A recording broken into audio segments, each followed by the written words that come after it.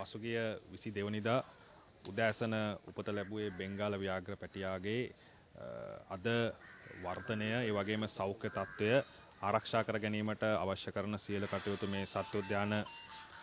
දෙපාර්තමේන්තුව මගින් සිදු කරනු ලබනවා. විශේෂයෙන් මෙහිදී කියන්න ඕන මේ සතා රැක ගැනීම වගේම සමස්ත සත්වෝද්‍යානයේ කාර්ය මණ්ඩලය ඒ සදා මැනවින් වෙහෙසෙන කාර්ය මණ්ඩලයක් විදිහට ඒ වගේම මේ රටේ මේ සත්වෝද්‍යානය නරඹන්න එන පිරිස් සහ රටේ සමස්ත ජනතාවට ඒ සතුන් කෙරෙහි තිබෙන අනුකම්පාව සතුන් කෙරෙහි තිබෙන සෙනෙහස වර්ධනය වන ආකාරයෙන් ඒ වගේම සත්වෝද්‍යානයේ මේ සත්ව උපත් සහ සතුන් ලෙඩවන අවස්ථාවලදී ඒ සඳහා කටයුතු කිරීමට අවශ්‍ය කරන නව සංස්කෘතියක් නව ආරක් නිර්මාණය කරන පළවන අවස්ථාව විදියට මේ අප භාවිතා කරන්න සූදානම් වෙලා තිබෙනවා. ඔබ දකින්න ඇති විශේෂයෙන්ම මතක් කරන්න ඕනේ ගරු අමාත්‍ය බැසිල් රාජපක්ෂ මැතිතුමාගේ දැඩි අවධානය මත මේ වන විට මේ සතා ඉපදුනාට පස්සේ ඒ සතාට අවශ්‍ය කරන කිරිපිටි වර්ග කවරක්ද ඒ සතාට කිරි ලබා දීමේ සතාගේ සනීප ආරක්ෂාව මෙහෙය යුතු ආකාරය කවරක්ද කියන ආකාරය පිළිබඳව මෙම පරිශ්‍රයේ ඉන්න වෛද්‍යවරුන් වගේම සේවකයින් අතර දැඩි කතිකාවක් නිර්මාණය වුණා. ඒ වගේම ඊට එහාට ගිහිල්ලා ජාත්‍යන්තර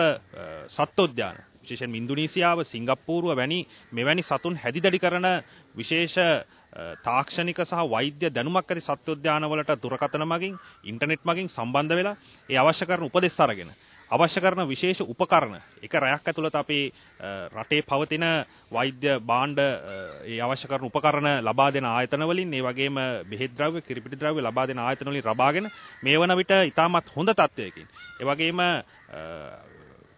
විශේෂයෙන් කියන්න ඕනේ ජාත්‍යන්තර තත්ත්වයන්ට අනුකූල ප්‍රමිතීන්ට අනුකූල තත්ත්වයන්ගෙන් මේ සතාගේ හැදිදඩි කිරීම සිදු කරනු ලබනවා. ඉතින් අපි විශේෂයෙන් බලාපොරොත්තු වෙනවා. අපිට සත්වෝද්‍යානයේ විදිහට තියෙනවා මීට මාස 3-4කට පෙර මෙවැනි පැටවුන් මිය යෑමේ අපි දැක්ක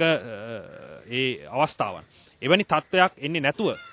මේ පැටවා අපිට රැකබලාගෙන විශේෂයෙන්ම ඒ අප ලැබපු ජයග්‍රහණයක් විදිහට මෙම සත්වෝද්‍යානයේ ඒ බෙන්ගාල ව්‍යාඝ්‍ර පැටයෙක් හැදිදඩි කිරීමේ කාර්ය සිදු කරාය කියන දේ කරන්න ලැබෙයි කියන බලාපොරොත්තුව අපේ සිත් සතන් තුළ පවතිනවා.